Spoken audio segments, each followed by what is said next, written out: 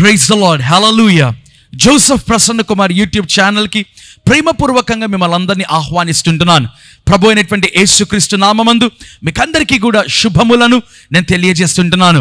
మరి ఈరోజు దేవుడు మనతో మాట్లాడబోయేటువంటి అంశం ఏంటిదంటే, దేవుని వాక్యము ఏ విధముగా నిన్ను బ్రతికిస్తుంది అనేటువంటి అంశము ద్వారా ప్రభు మనతో మాట్లాడాలని ఆయన ఆశపడుతుంటున్నాడండి. మరి ఇక సందేశం అంతా విన్న తర్వాత మీకు అర్థమవుతుంది ఏ విధంగా వాక్యము మనల్ని బ్రతికిస్తుంది.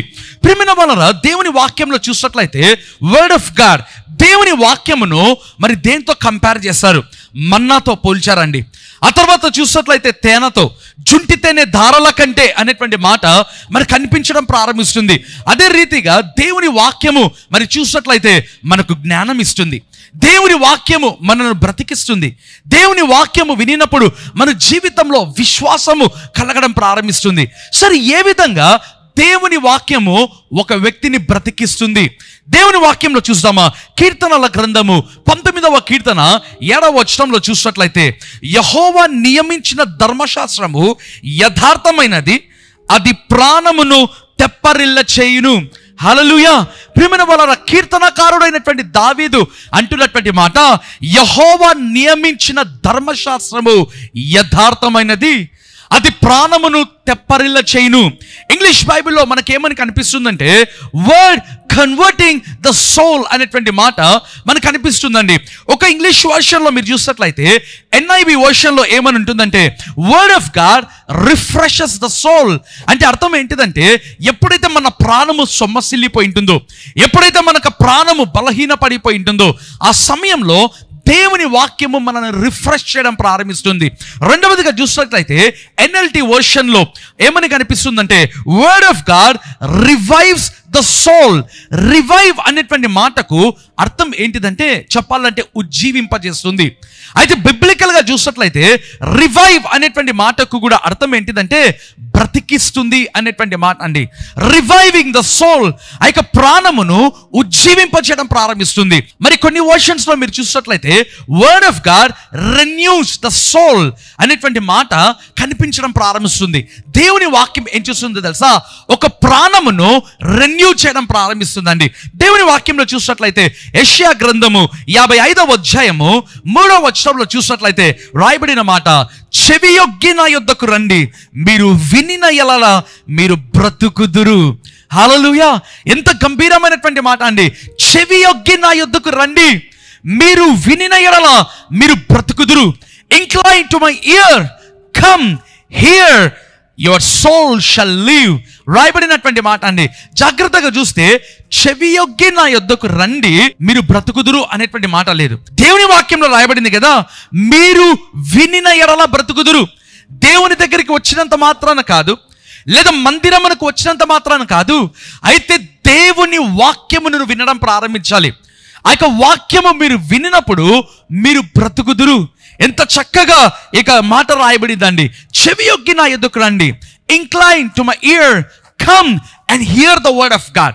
ఎప్పుడైతే మీరు దేవుని వాక్యమును వింటారో, ఆ వాక్యము నిన్ను బ్రతికించడం ప్రారంభిస్తుంది. హల్లెలూయా. ఎంత గొప్ప మాట కదండి. యోహాను సువార్త 11వ అధ్యాయము 43వ వచనంలో చూసినట్లయితే మనకేమని కనిపిస్తుందో తెలుసా? యేసుక్రీస్తు ఆ యొక్క లాజరు చనిపోయి ఆ యొక్క సమాధిలో పాతిపెట్టబడినప్పుడు యేసుక్రీస్తు ఏమన్నాడు? లాజరు బయటికి రా.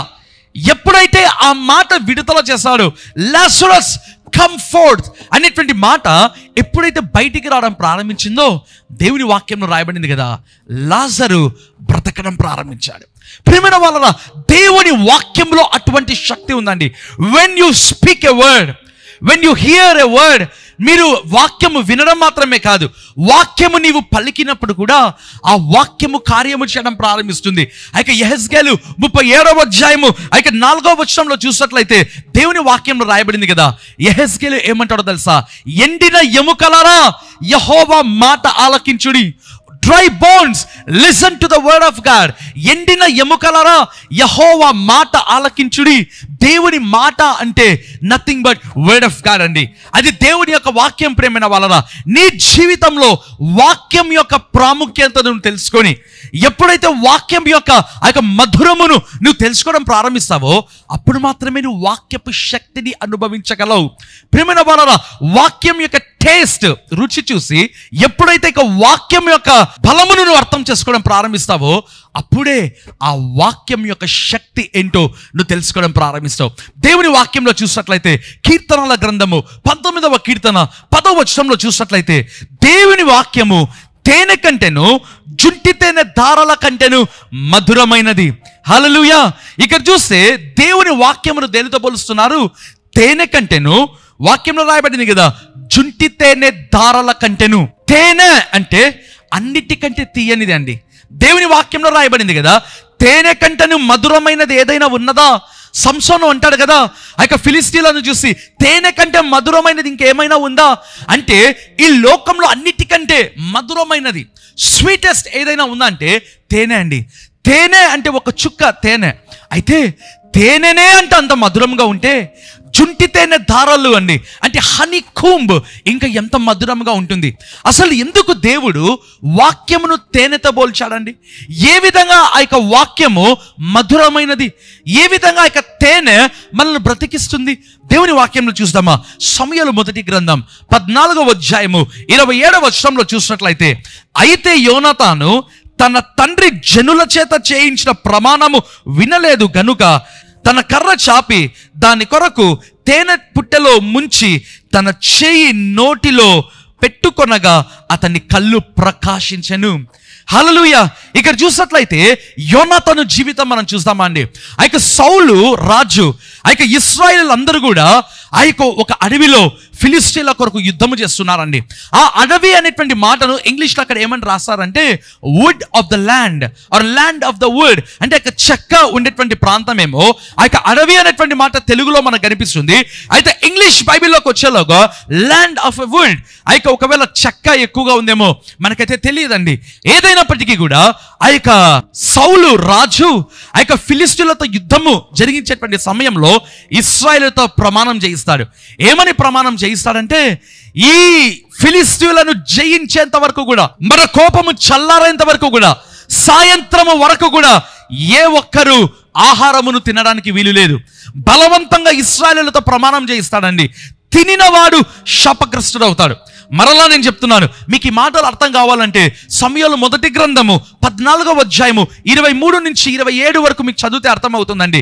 సౌలు ఇశ్రాయేలు సైన్యముతో ప్రమాణం చేయిస్తాడు. ఏమని ప్రమాణం చేయిస్తాడు? ఈ శత్రువులను గెలిచేంత వరకు, జయించేంత వరకు కూడా దేవుని వాక్యంలో రాయబడింది కదా, మీరు ఏ ఆహారము తినకూడదు, సాయంత్రం వరకు మీరు ఏమీ భుజించకూడదు, తినువాడు శాపగ్రస్తుడు అవుతాడు. అయితే ఆ సమయంలో, ప్రమాణము చేసే సమయంలో సౌలు కుమారుడు యోనాతాను లేడండి. అకస్మాత్తుగా యోనాతాను కూడా ఆ సమయంలో వస్తాడు. అయితే ఆకలి వేస్తుంటుంది. దేవుని వాక్యంలో రాయబడింది కదా, అక్కడున్న తేనెను తినడం ప్రారంభిస్తాడు. ఎప్పుడైతే ఆ తేనెను తీసుకోవడం ప్రారంభించాడో దేవుని వాక్యంలో రాయబడింది, యోనాతాను యొక్క కళ్ళు ప్రకాశించెను. హిస్ ఐస్ వర్ ఎన్లైటెండ్, అతని కళ్ళు ప్రకాశించెను. ప్రియమైన వాళ్ళరా, అయితే ఎవరైతే ఆ యొక్క తేనెను తినలేదో, ఆ యొక్క అడవిలో తేనె ఉన్నింది, ఇశ్రాయేలీయులు చూశారు. అయితే సౌలు చేయించిన ప్రమాణమును బట్టి వారు తినలేకపోయారు. ఎప్పుడైతే ఆ యొక్క ఇశ్రాయేలీయులు తేనెను తినలేదో వారు బలహీనమాయను అనేటువంటి మాట. అయితే యోనాతాను తేనె తిన్నాడు, అతని కళ్ళు ప్రకాశించాడు. ప్రియమైన వాళ్ళరా, అందుకే దేవుని వాక్యమును తేనెతో పోల్చారు. జుంటి తేనె దారాల కంటే మధురమైనది దేవుని వాక్యం అని ఉంది. ప్రియమైన వాళ్ళరా, నీ జీవితంలో తెలుసుకోవాలి, ఎప్పుడైతే వాక్యమును వినాలి, వాక్యం యొక్క రుచి నువ్వు చూడాలి. కొంతమంది ఏమంటారు తెలుసా? ఈట్ ద వర్డ్ అంటారు. దేవుని వాక్యమును భుజించు. ప్రియమైన వాళ్ళరా, ఆ యొక్క వాక్యము వినిన ఎడల నీవు బ్రతికెదవు. ఆ యొక్క వాక్యము నువ్వు మాట్లాడినప్పుడు అది క్రియలు జరిగిస్తుంది. ఇక్కడ చూస్తే ఆ వాక్యము తేనె, జుంటి తేనె దారాల కంటే మధురమైనది. తేనె యోనాతాను యొక్క కళ్ళు ప్రకాశింపచేసింది. ఇన్ ద సేమ్ వే నీ జీవితంలో ప్రేమైన వాళ్ళరా, వాక్యం దగ్గర ఎవ్రీ డే నువ్వు గడపడం ప్రారంభించాలి. నువ్వు ఎంత బిజీగా ఉన్నా, ఎంత వర్క్స్లో నువ్వు ఉన్నా, వాక్యము చదివి వాక్యమును నువ్వు ధ్యానించే వ్యక్తిగా ఉండాలి. అప్పుడు నీవు బ్రతికెదవు. హల్లెలూయా. Word refresh the soul, word revives the soul, word renews the soul. వాక్యము నేను బ్రతికిస్తుంది. వాక్యము నీ ప్రాణము తెప్పరిల్లేటట్లుగా చేస్తుంది. వాక్యము నేను ఉజ్జీవింపచేయడం ప్రారంభిస్తుంది. హల్లెలూయా. ఈ సందేశం ద్వారా దేవుడు మీతో మాట్లాడింటుండగా వాక్యమును ప్రతిరోజు నీవు సొంతంగా నీ అంతకు నీవు దేవుని సన్నిధిలో కూర్చొని చదవడం కాదు, ధ్యానించడం ప్రారంభించు. ఈ సందేశం ద్వారా ప్రభు మీతో మాట్లాడింటుండగా తలలు వంచినట్లయితే ప్రార్థన చేసుకుందాం.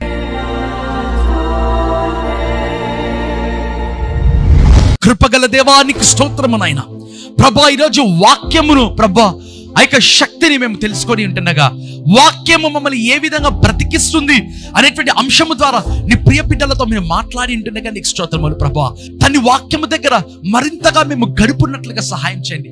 వాక్యము మమ్మల్ని బలపరచినట్లుగా, వాక్యం దీవించినట్లుగా అయ్యా, వాక్యము మా జీవితంలో నీ గొప్ప కార్యములు చేయులాగున నీ కార్యములు జరిగించమని ప్రార్థన చేస్తున్నాను ప్రభా.